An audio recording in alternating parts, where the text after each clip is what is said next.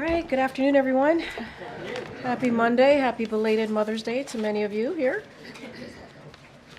I have two things at the top, and then I'll turn it over to our National Security Advisor.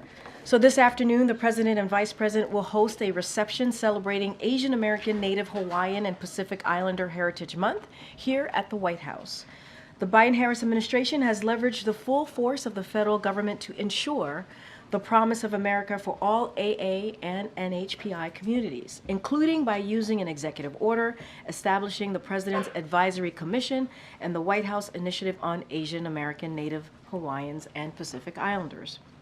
The Biden-Harris administration has delivered the most equitable economic recovery on record, with nearly 15 million jobs created, including historic AA and NHPI small business growth.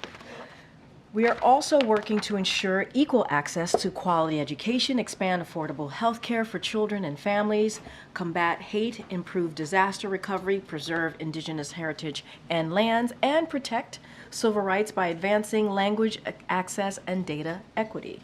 And you'll hear from the President directly on this work later today. And finally, today, the Biden-Harris administration is kicking off this year's Infrastructure Week. I know you all are very excited about that. We are celebrating the historic progress of President Biden's Investing in America agenda, which continues to create good-paying jobs, boost domestic manufacturing, strengthen supply chains, and grow the economy from the middle out and bottom up. While Infrastructure Week became an empty punchline during the prior administration, President Biden is delivering an infrastructure decade that will benefit communities for generations to come. To date, our administration has announced over 56,000 infrastructure projects across the country and delivered over $450 billion from the infrastructure law. Today, we release an updated map showcasing thousands of projects that are underway, as well as new state-by-state fact sheets that spotlight investments and projects across the President's entire Investing America agenda. This Infrastructure Week, we are also calling out Congress, Republicans in Congress to be more specific, who voted against President's infrastructure law but are now showing up at groundbreaking events and ribbon cuttings.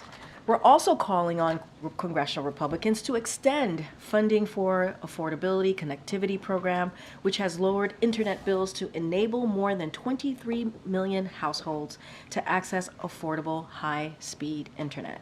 Without congressional actions, millions of Americans will see their internet bills increase or lose internet access at the end of the month. With that, as you can see, our National Security Advisor, Jake Sullivan, is here to give a Middle East update. Jake?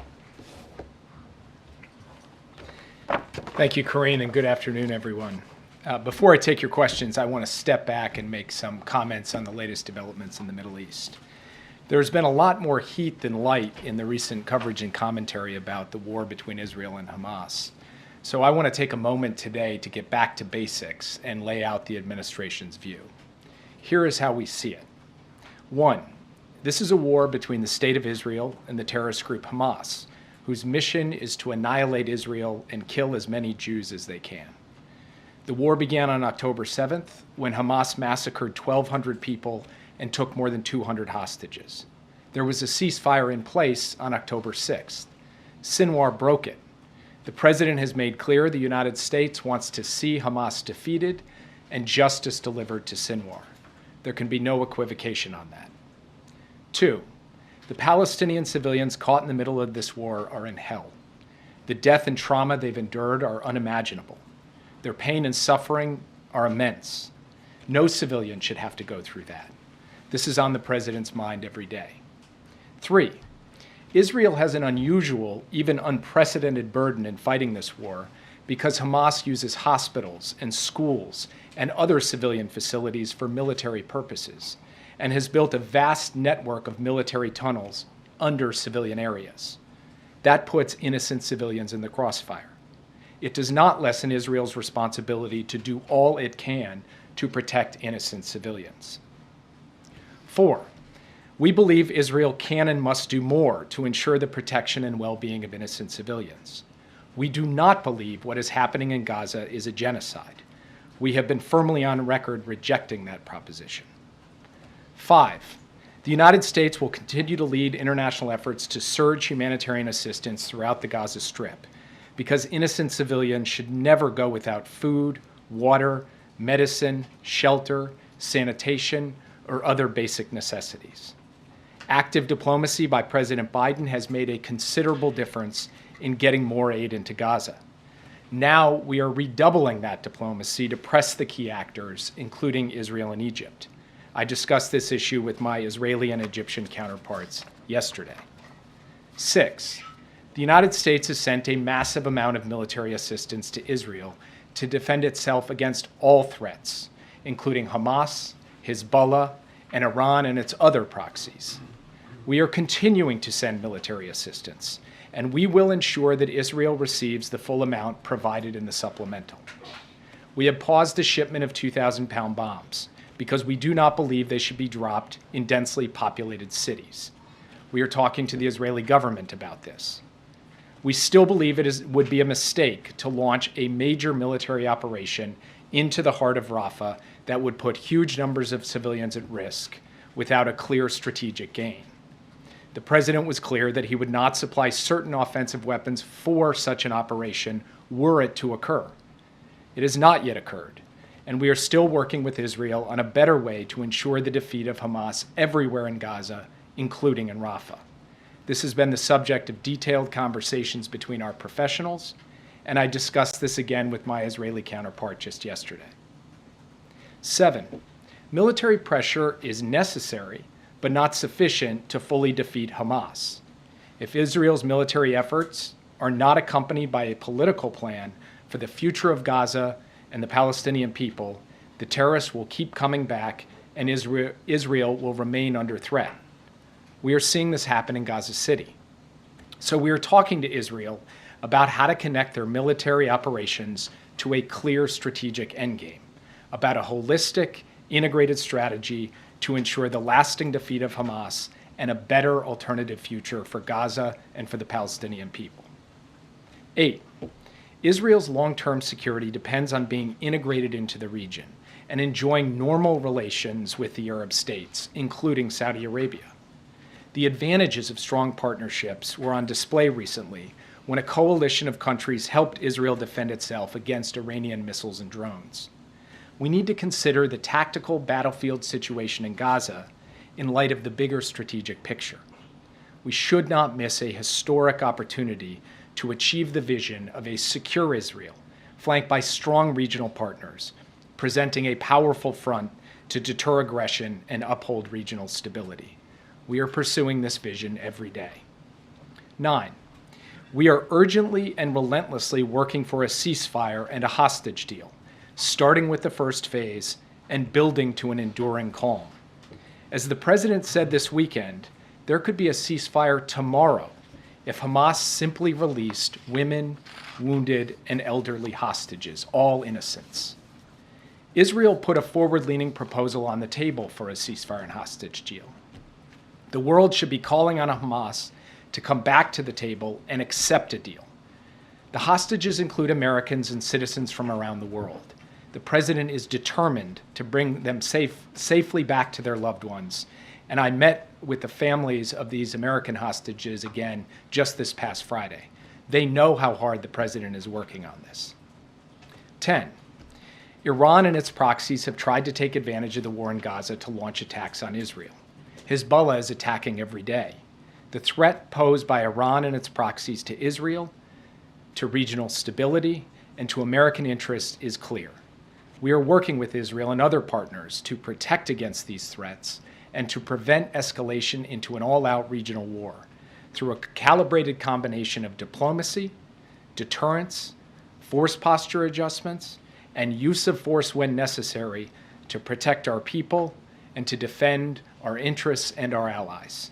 We will not let Iran and its proxies succeed. These are President Biden's positions.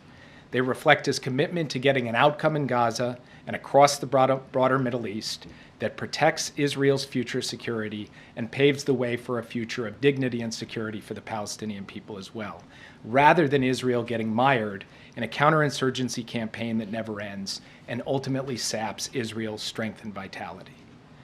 And this is all consistent with President Biden's longstanding view that ultimately a two-state solution is the only way to ensure a strong, secure, Jewish, democratic state of Israel, as well as a future of dignity, security, and prosperity for the Palestinian people.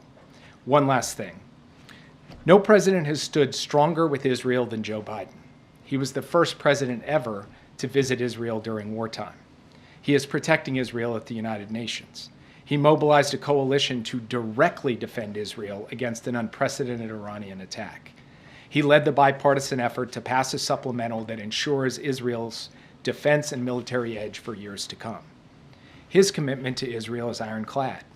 Ironclad doesn't mean you never disagree. It means you work through your disagreements, as only true friends can do. That's exactly what we've done for the past 7 months, and that's what we'll keep doing. And with that, I'll be happy to take your questions. Yeah. Thank you, Jake.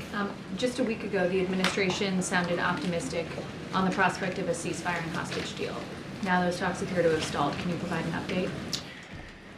Well, I have been quoting George Mitchell of late, who negotiated peace between the warring parties in Northern Ireland. And Senator Mitchell said quite famously that negotiations are 1,000 days of failure and 1 day of success. And right now, we're in the former days rather than the latter day. And this particular negotiation has had its ups and downs, its ins and outs, its twists and turns. And what I laid out in my opening comments remains the case. There could be a ceasefire tomorrow if Hamas would just go ahead and release women, wounded, and elderly. We do believe Israel has put a good proposal on the table. Hamas has put a counter-proposal on the table. The world is calling for a ceasefire. Those who are doing so should go to Hamas and say, come to the table and work until we get a deal.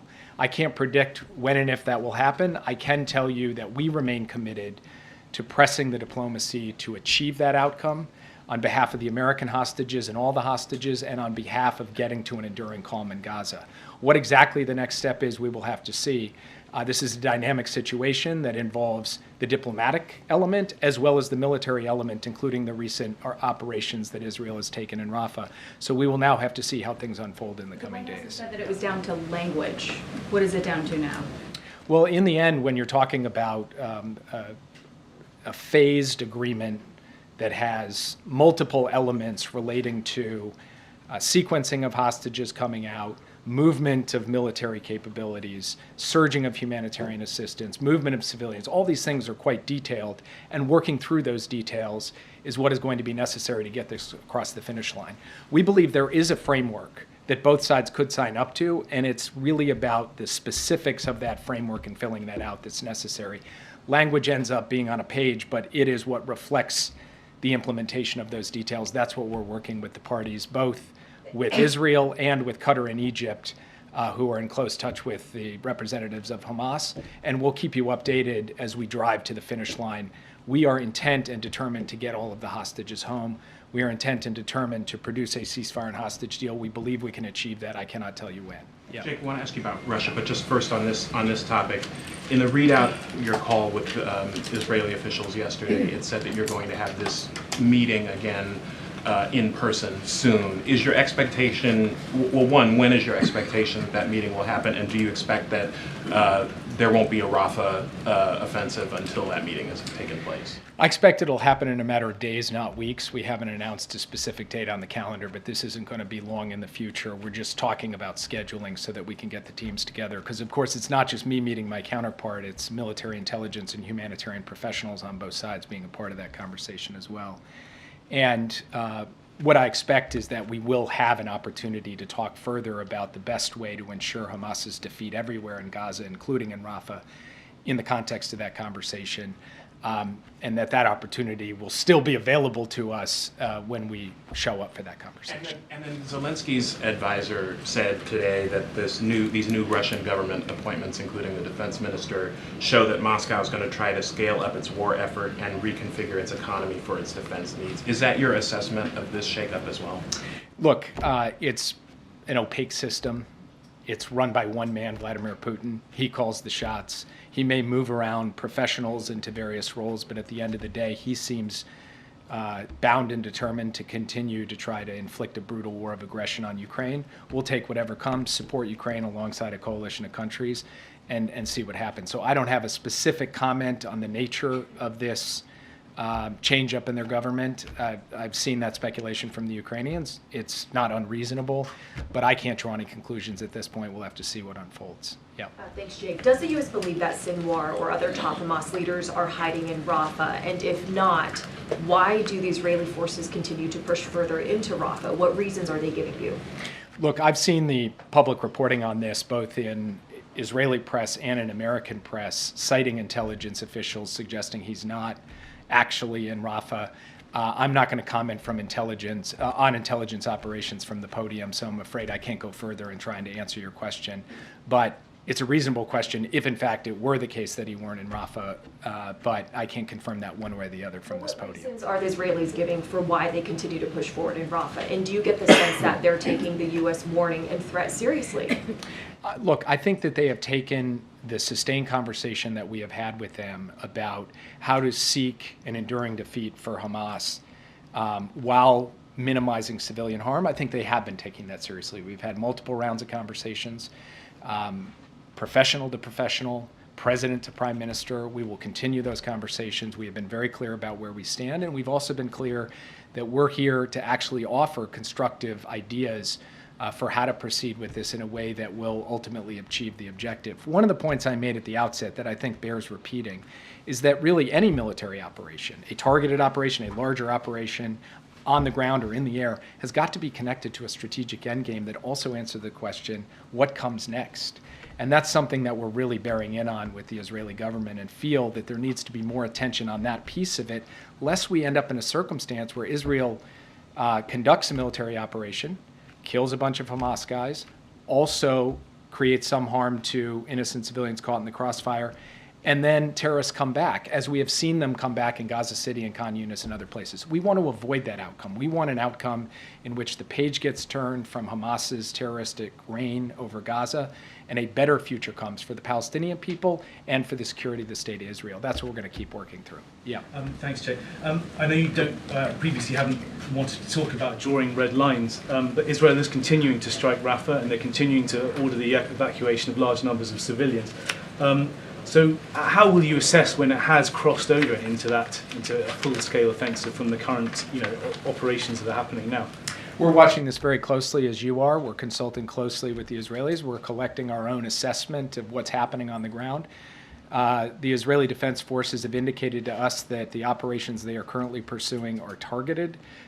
They are not the kind of massive military operation that we have talked about.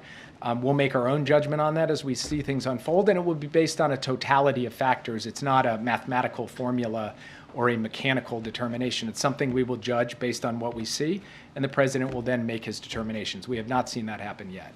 Yes, April. Jake, you've said some of the most strongest words yet about the Palestinians, protecting them, protecting the innocent civilians, as well as assuring their security and aid.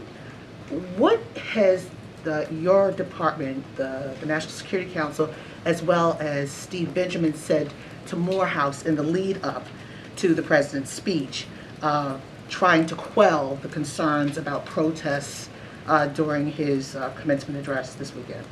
I have not spoken with the folks at Morehouse, and I'd have to defer to Steve to relay to you what he said to them in their conversations. We're, of course, focused on the policy as it relates to the ongoing war and the situation in the Middle East. I have not been engaged in or involved in the preparations for the president's commencement address. It's important to get out right now, as there are people who are walking out on college commencement addresses, as people are turning their backs, wearing scarves that represent Palestinians. Is this message important to get out for these upcoming commencement addresses that the president is delivering?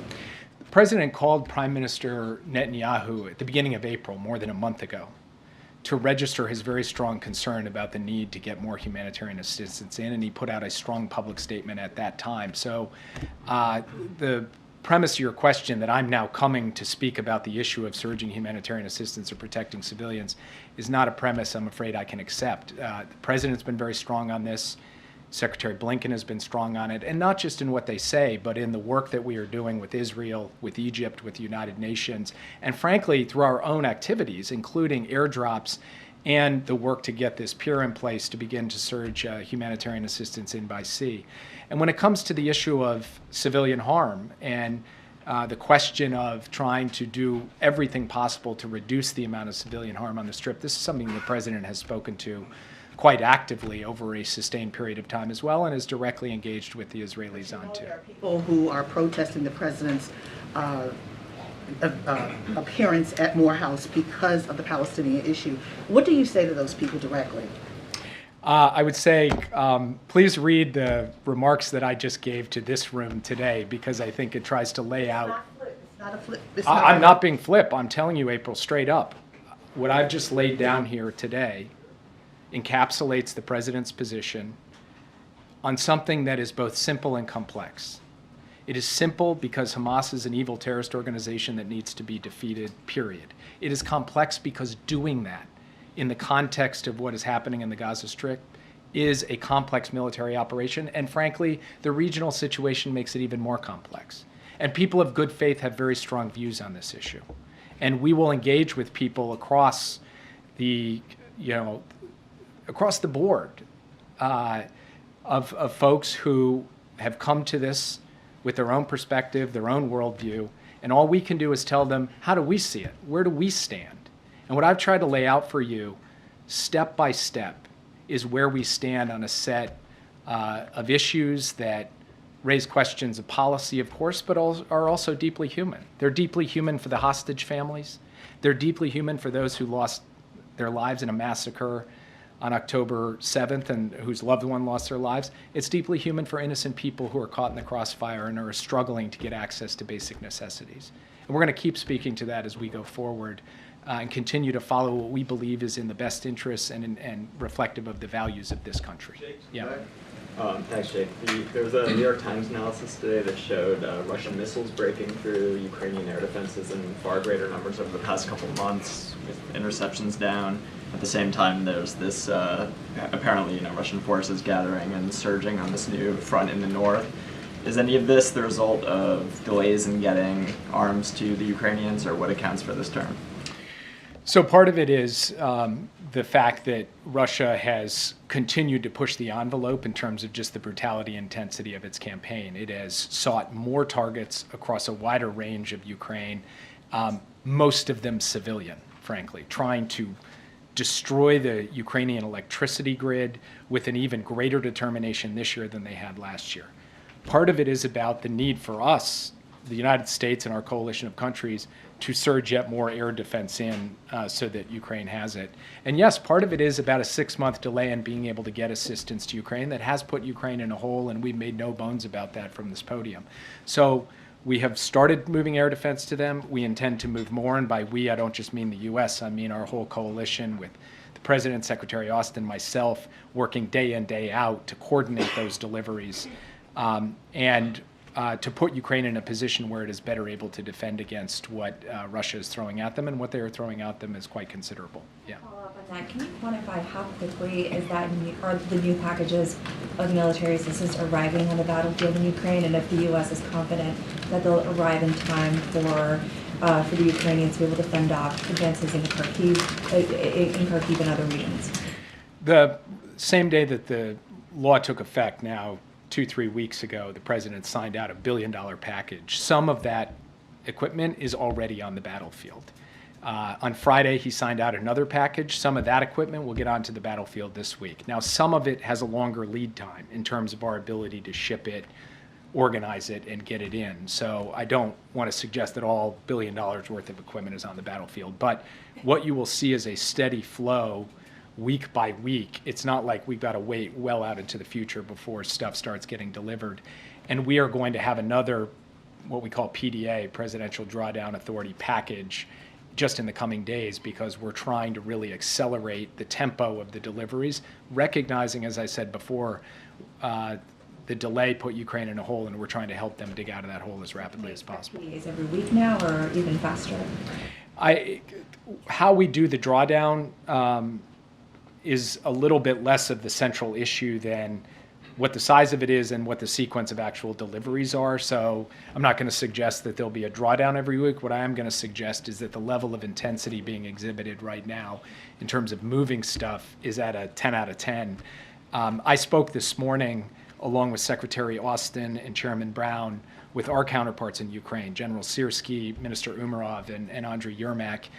We spoke for 90 minutes. It was a detailed conversation about the situation on the front, about the capabilities that they are most in need of, and a real triage effort to say, get us this stuff this fast so that we can be in a position to effectively defend against the Russian onslaught. And so at the highest levels in our government, we are engaged with the highest levels of theirs to be able to ensure that we're doing everything humanly possible, both ourselves and our allies who are surging equipment as well, to get it there to the front lines. Actually, follow up on an Israel question, sorry. Secretary Blinken said yesterday that Israel could be, quote, holding the bag on an enduring insurgency. I'm curious whether, would Israel be holding that bag alone? In other words, is there any concern, or are you concerned that Israel's ongoing prosecution of the war using U.S. weapons is going to help Hamas cultivate kind of a new generation of people who will be, targeting U.S. interests and attacking Americans? Look, we have a painful experience in counterinsurgency campaigns, fighting terrorists in urban environments and populated areas, and we know that it is not as simple as executing a military operation and calling it a day. As I said in my opening comments, military operation has to be connected to a political plan for the day after, so that there is a clear alternative, and there's governance, and there's security, and all of the steps you need to take to finally and fully defeat a hardened, entrenched terrorist foe. And yes, one of the risks of engaging in any kind of counterinsurgency campaign is the ability of the terrorist group to attract more recruits and more followers as time goes on. This is something we have talked to the Israelis about. So one of the key points that we have been reinforcing is to step back just from a tactical military analysis of the situation, ask strategically, how do we get to the common goal, the enduring defeat of Hamas? And that is going to require military pressure, yes, but more than just military pressure, a political plan to get there. Hi, thank you.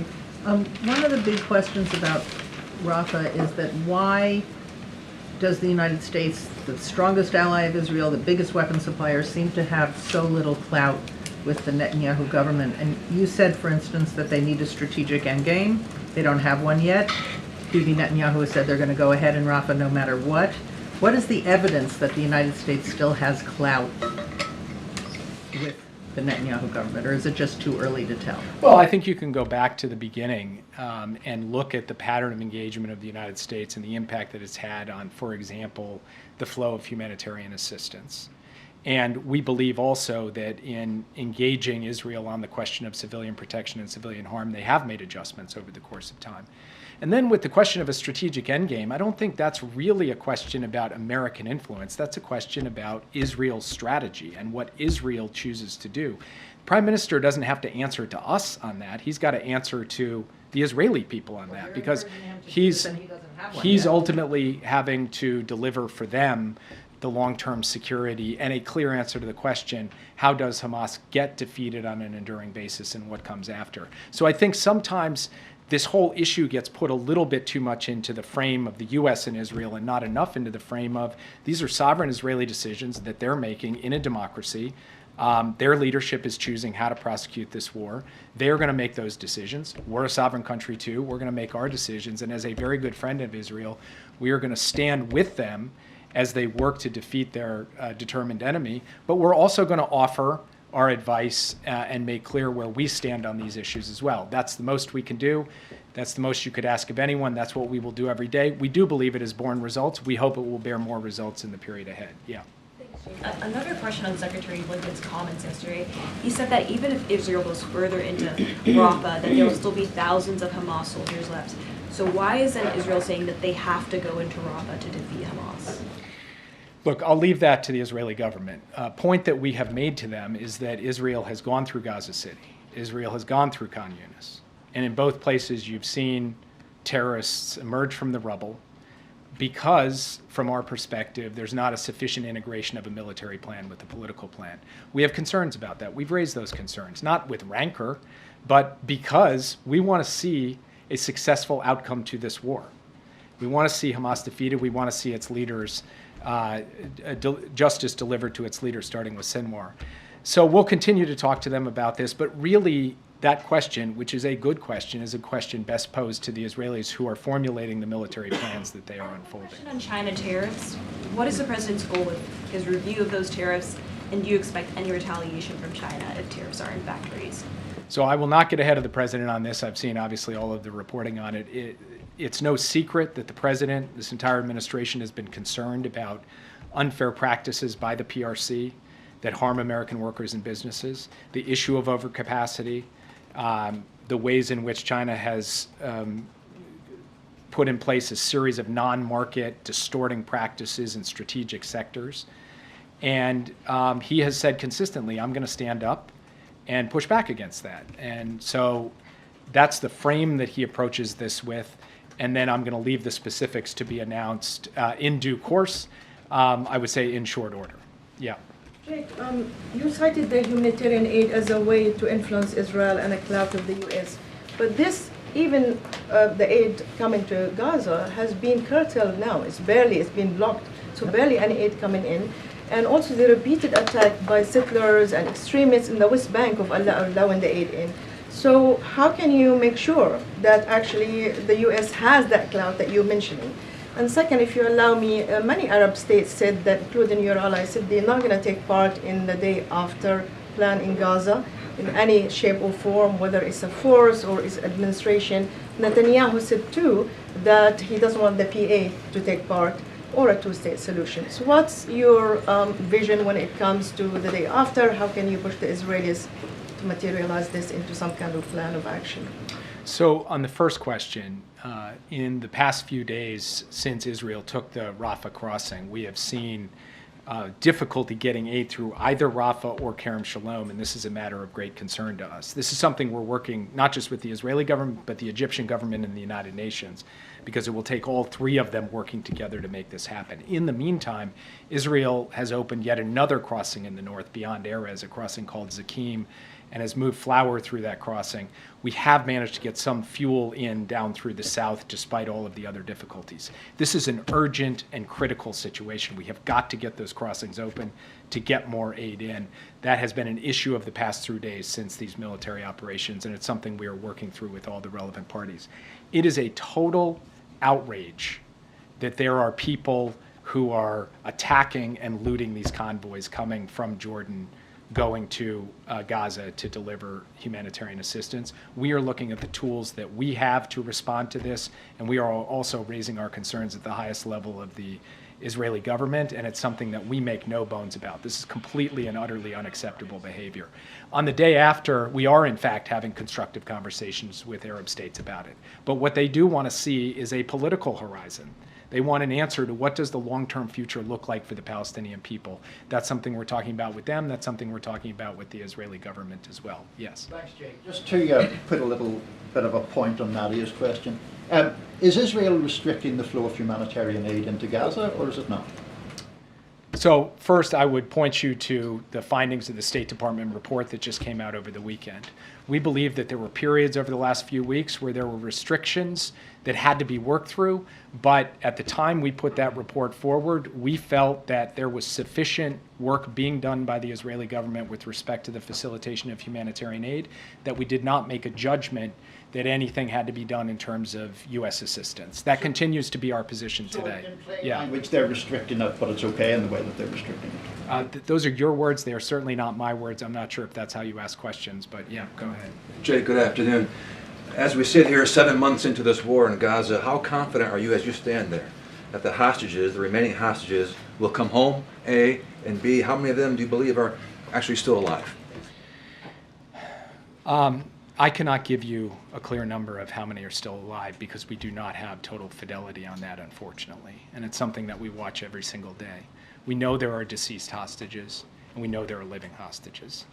And we know that with each passing day, the risk to those hostages also goes up, which only redoubles our commitment to try to get to a ceasefire and hostage deal as rapidly as possible. But unfortunately, I'm not in a position to give you fidelity on those numbers because nobody entirely has it. We have our analysis, our assessments. Some of that is driven by intelligence, so I have to be cautious in sharing them.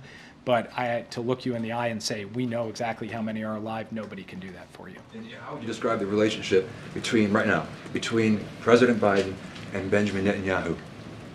I would describe the relationship as how it's been for the duration of the time that they've known each other. It is straightforward, it is direct, it is a relationship where the two of them can each share their views and perspectives, and that is how it's going to continue as we go forward. And I'll take one more. Thank you, Jake. Quick Ukraine follow-up before I hit the Mideast. Ukraine's government is desperately asking for anti-aircraft assets, including Patriot batteries. What's the plan? How are you going to get those to them? Through which allies? Or any details? So one of the things I do every single day is talk to at least one ally, if not multiple, about getting more Patriot batteries into Ukraine. I think we recently had some good news from an ally about getting one in. We're working on more. That's just something that we're going to continue to try to procure. And beyond Patriots, we're looking for other systems as well, because we believe that there are a number of allies who have capabilities they could share and ways in which the United States could help them with their air defense needs as a backfill. That is an ongoing conversation. It is a matter of utmost priority. You're looking at like one or two at a time, not dozens, not a bigger number. I mean, dozens of Patriot batteries I don't think is the right order of magnitude for what we're trying to get in there. And then on the Mideast, Jake, how how do the you... back of the room? All right, I'll take you last. Yeah. Fine. Awesome, thank you. We're a package deal. Egypt has said that they will support South Africa's case at the ICJ against Israel for genocide. How is that affecting the negotiations right now, the situation in general, and what is Washington's message to Cairo about this decision on their part? I can't say that it's helpful to the discussions between Egypt and Israel to try to sort out the humanitarian assistance and access issues, but I do know that Egypt, Israel, the United States, the United Nations, we are all trying to work together to figure out a way forward. So last question. Thank you. You said at the start of this that you don't believe what's happening in Gaza is genocide. What criterion are you using? We're using the internationally accepted term for genocide, which includes a focus on intent. And it's not just me standing here at this podium. In the context of this International Court of Justice case at The Hague, the United States actually made a presentation backed up by legal analysis, which I would invite you to read because it lays out all of those criteria. Francesca Albanese, the Special UN Rapporteur on Human Rights in Palestine, presented one in March. She presented it in Geneva. The three criterion she used, citing international law, 3 acts: Israel's intent to destroy a national, ethnic, racial, or religious group, serious bodily or mental harm to a group, inflicting on a group conditions of life calculated to bring physical destruction in whole or in part within imposing measures intended to prevent birth within the group, process of erasure of the native Palestinians. So those 3 things are happening. How can you say genocide's not being committed? As I just told you, I think the best way for me to answer that question is actually to ask you to look at the laydown that we gave, which... Are you saying this isn't happening? I'm sorry, I thought you asked me how I can say it. I'm saying I'd like you to look at the United States' I just did. I'm asking you saying this isn't happening. Do you mind if I finish answering your question before you interrupt? Are you saying that she's a liar? The United States has laid down at the International Court of Justice in writing, in detail, its position on this issue, and I'd ask you to read it. Thank you. Are you saying that it doesn't line up for them with what she's saying? Thank you, Jake. Thank you, Jake. Okay, I know, and folks are leaving right now. It's okay. I have an effect on folks. I know there is a call happening in short order, and so, and I know it's about an issue that you all care about, so feel free to step away from the briefing. And I won't be up here too much longer. As you know, we'll have a briefing tomorrow, and the next day, and the next day, and the next day. Got some. At a fundraiser over the weekend, the president began his remarks by talking about Israel. He said, Israel said it's up to Hamas. If they wanted to do it, we could end it tomorrow. It all has to do, and then he cut himself off and said, I shouldn't get into all of this. I don't want to get going. Can you just finish the sentence for us? And what he was trying to say, especially when he was talking about it all has to do with... Look, obviously, as I say often, certainly going to let the president speak for himself. But he didn't finish speaking. I know, but I look, I think obviously Jake Sullivan, the National Security Advisor, came here and gave a very good and detailed, in-depth laydown of where we are, and it's very much where the president is. And talked about humanitarian aid, obviously the importance of getting that into Gaza, and how we want to make sure that we deal with what we're seeing there with the dire situation in Gaza. Obviously, he talks about our continued support. He talked about our continued support for Israel's security. That is ironclad. That is what we want to make sure that, you know, they are able to defend themselves. And so I think all of that remains to be true. Hostage deal, we want to get to a ceasefire and also create a situation where we can get more of that humanitarian aid, bring hostages home. So all of that continues to be true. I think the words that you heard from the President's National Security Advisor, I think is very clear on where the President is. I can't speak beyond that. And I think the President started out saying what was on his mind, but more broadly, where we are with the situation in Gaza and Israel has been very clear, and we want to continue to lay that out. That is one of the reasons that Jay came out here. And a quick one. The House is likely to vote on the Israel Security Assistance Support Act later this week, which would ban the administration from withholding military aid to Israel that has been congressionally approved. Is that something that, it's obviously a response to the president's comments over the last week, so is that something that the White House would oppose? Are you talking to Democrats who might be inclined to go with Republicans on this? So look, I'll start off, I just repeated basically what I wanted to say to this question, which is this president has been very clear. His commitment to Israel's security is ironclad. That has not changed. We share Israel's goal of defeating Hamas, and will continue to stand with Israel to make that happen. We've been very clear. As it relates to the announcement that the president made in the interview last week on CNN, we have paused only one shipment. That includes 2,000 pounds bombs, which can be very destructive in densely populated urban environments, such as Rafah. You heard, obviously, Jake just speak to this. And then so regarding this bill, as you just asked me about, Sungmin, we strongly, strongly oppose attempts to constrain the president's ability to deploy U.S. security assistance consistent with U.S. foreign policy and national security objectives. It is our objective as well that we plan to spend every last cent appropriated consistent with legal obligations, including in the recent supplemental, that national security supplemental that was just passed and the president obviously signed. We are committed to that to that supplemental, so that has not changed. Okay, go ahead, April. This week, President Biden is going to commemorate the anniversary of Brown v. Board. Does this president or this administration believe that Brown v. Board may have been weakened by the Supreme Court's decision on affirmative action in college admissions? So as you just stated in your question to me, the president is going to commemorate Brown v. Board, and he's also going to meet with the families. That's going to happen on Thursday. On Friday, he's going to go over to the National Museum of African American History and Culture. He'll be there on Friday to give a really important speech. I don't want to get ahead of the president, but to your question about the Supreme Court's ruling in Students for Fair Admissions versus Harvard last year, the president reiterated that his administration will fight to preserve the hard-earned progress we have made to advance racial equity, civil rights, and expand educational opportunity for all Americans. Specifically, the president called on colleges and universities when selecting among qualified applicants to give serious consideration to adversities students have overcome, including the financial means of a student or their family where a student grew up and went to high school, and personal experience of hardship and discrimination, including racial discrimination that a student may have faced. As the president said last June, when this verdict came down, he strongly disagrees with the court decision and believes that one of the greatest strengths of America is indeed our diversity. The president, again, is going to speak about this on Friday, so I don't want to get ahead of him, but we have made very clear how we feel about this decision that happened almost a year ago. But does he believe that it undermines Brown v. Board, this historic ruling that integrates schools, and we are actually seeing the segregation of schools still in this country. No, I totally agree with all the points that you made. I laid out what we thought about that decision that came last June, and we had said it is something that is concerning, incredibly concerning. The president is going to give a speech on Friday. I'm going to let the president speak for himself. He will address this. Obviously, we are indeed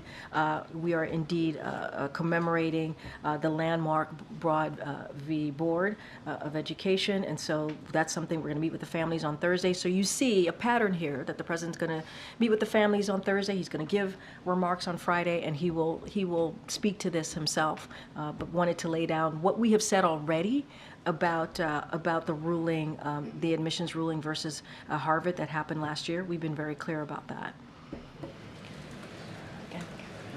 Thanks, Karine. Argentine Foreign Minister Diana Mondino is going to be in town this week. She's going to meet Antony Blinken, the State Department. Can you confirm she has a meeting with Jake Sullivan here at the White House? I don't have anything for you. Once we have something to share, certainly we will share that with you all. Okay. Thanks, Karine. So Warren Buffett this month said that taxes will have to be raised to pay for the national debt. He said the government may want to decrease spending. So we've had announcement after announcement of taxpayer money being doled out. We've seen almost weekly now. Is the federal government spending too much money?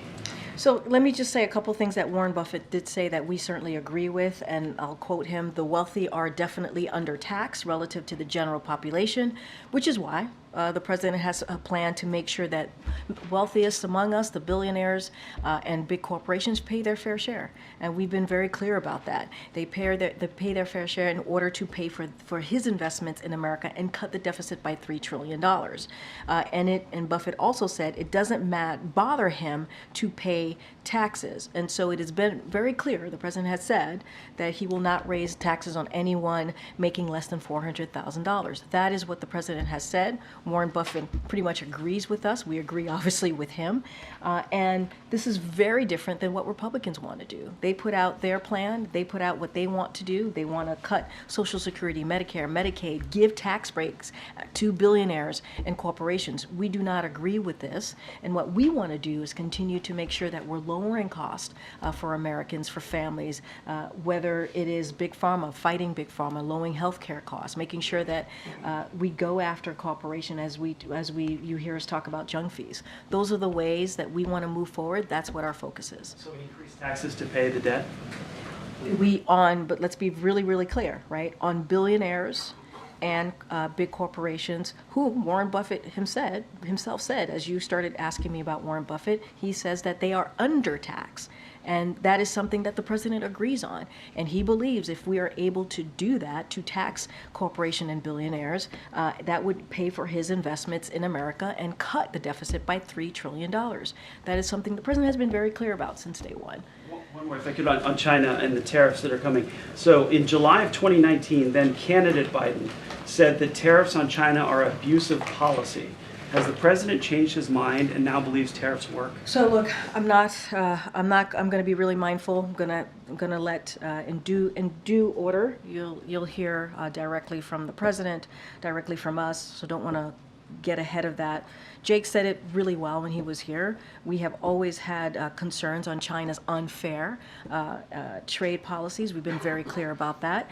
And the last administration, when they did a trade deal with China, what it did is it failed to increase American exports or boost manufacturing. That is not something the president wants to see. He has been doing the opposite, making sure that American manufacturing is created here, right here in America.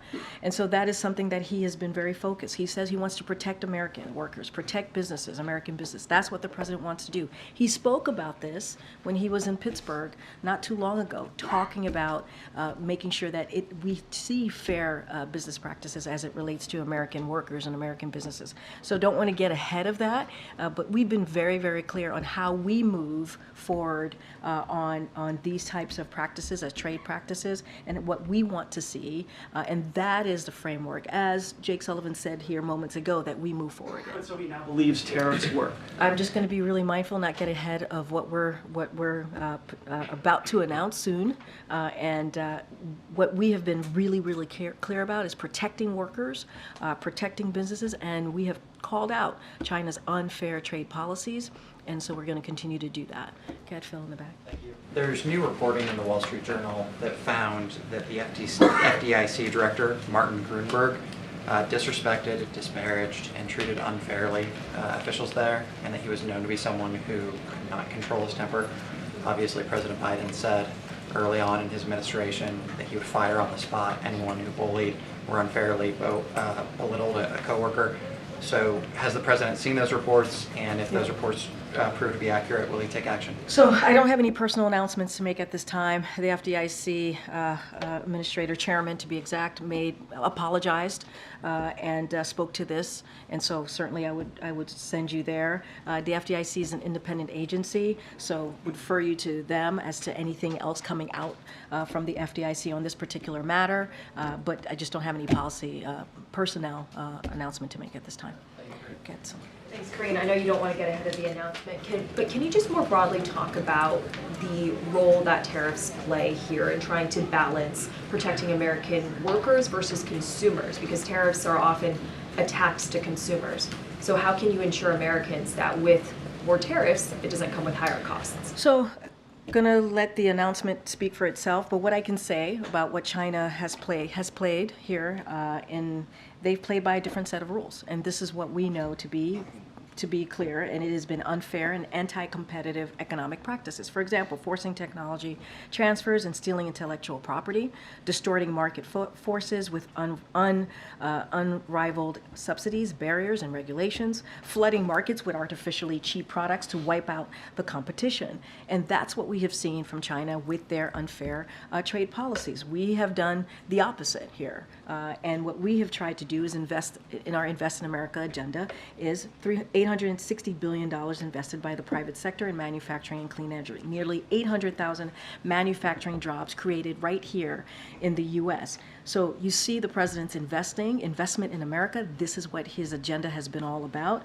And as I stated moments ago, when Trump administration, when they went forward with their trade deal, what it did is it showed that that deal with China, it failed to increase American export and boost manufacturing. We have tried to change that, reverse that, and so I want to be mindful. I'm not going to get into an upcoming potential announcement, and so I'm going to be really mindful there. But we are all about, and this president has been very clear, protecting American workers, protecting American businesses, and we're going to continue to do that under this administration. And can you just talk about the president's preparations for the upcoming commencement speech at Morehouse? And does he plan to address the concerns of some students and faculty who have conflicting views about the president being there? So a couple of things there. The president's going to continue to work on his speech with his senior advisors. That's what he's going to do all week. He sees this moment as a very pivotal moment, an important moment to a lot of these young graduates. Let's not forget some of these graduates missed out on their graduation from high school because of the pandemic, and this is going to be a celebration for them, an opportunity to have a commencement, to have a graduation that they sadly missed out on. So the president has done these type of commencements. He did 2 of them last year. He's done them throughout his as a vice president, as a senator. He knows how important it is, not just to the graduates, but the families, the people who love them, and so you'll see themes, obviously, in his commencement speech. He will give an uplifting remarks on what's to come and what they can look forward to, but also acknowledging, what's ahead, the difficulties that are ahead. And look, as you started your question to me about how people are feeling, we've been very clear about that too. We understand how deeply personal this moment is for many Americans across the country. We've been very clear about that. We understand that. That's why we've had conversations with members of the community that's affected by this. We've had conversation with the Muslim Americans, Palestinian Americans, Arab Americans. The president has, White House officials here have. They've traveled to 2 states across the country to have those very important conversations, and we'll continue to do that. But also, this moment, the commencement speech, is such a celebratory moment, and we believe it's important. It's important in this instance. Morehouse is going to hear directly from the President of the United States, and I think that's a memorable moment as well. Good. Thanks, Karine. Where do deliberations stand on this potential White House plan to allow a certain number of Palestinian refugees into the U.S.? So I don't have any updates for you. I know I've been asked this question multiple times about conversations happening here. Don't have anything to share. What I will say is, and I've said this many times before, in the beginning of what happened occurred on October 7th, we put in a plan. There were about 1,800 Palestinian Americans that were in Gaza, and we did everything that we can to get them out if they choose to, if that's something that they wanted to do, and certainly we were able to do that. As it relates to a refugee program or anything in that nature, I don't have any announcement to make, and I'll just leave it there because I want to be really mindful about that, about getting ahead of that. Does the fact that a lot of Democratic senators were sort of lukewarm on the idea make it less likely that something like that would happen? I wouldn't say that. I wouldn't say that, confirm that either way. What I will say is we don't have any announcement to make at this time, and so obviously we're going to look at everything.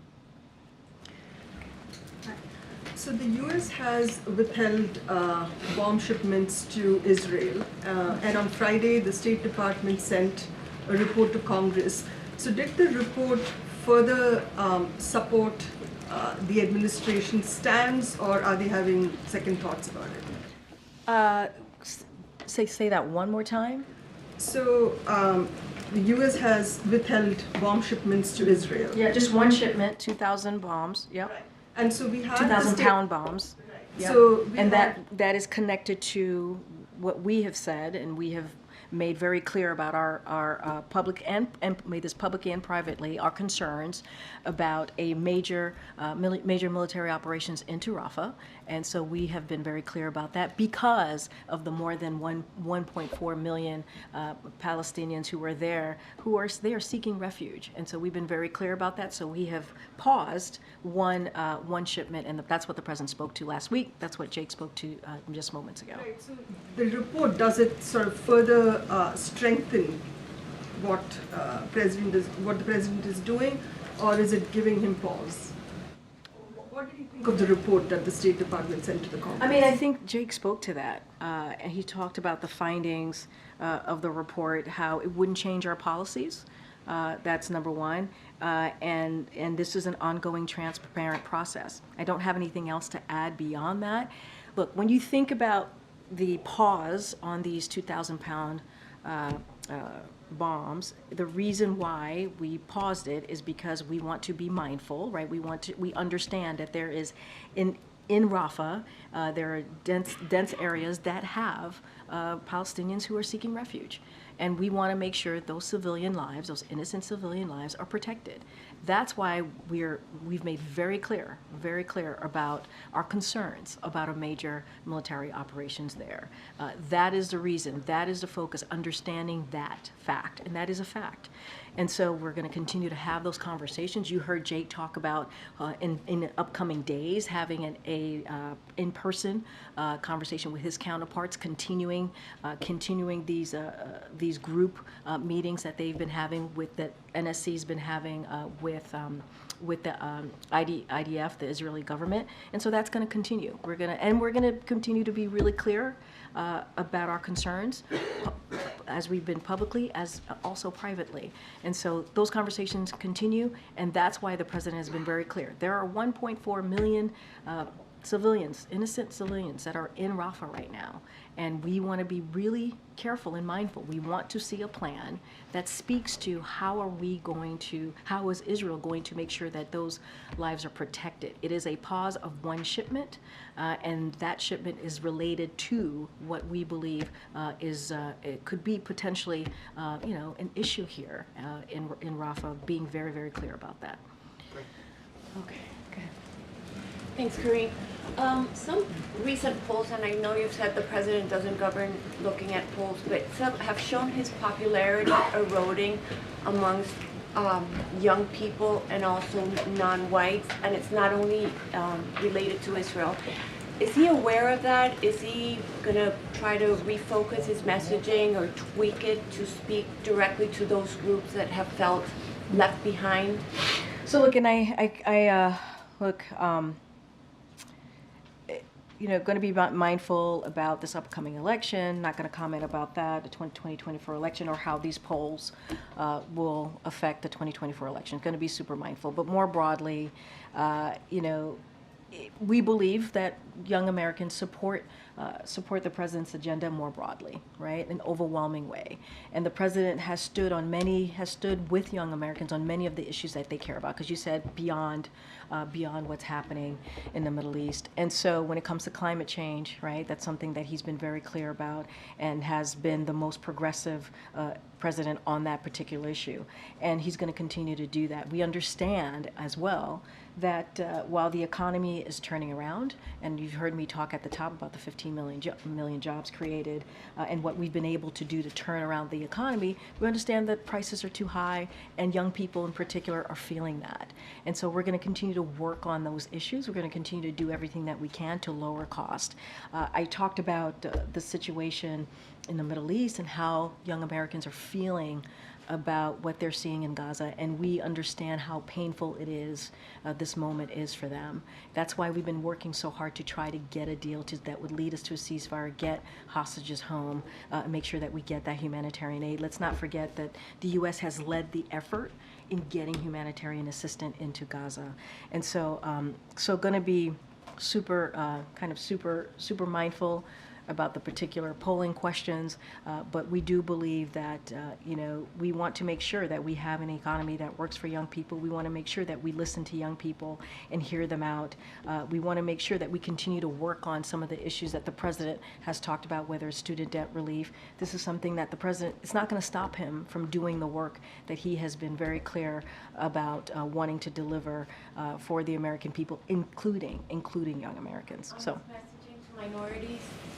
Well, and what do you mean specifically about that?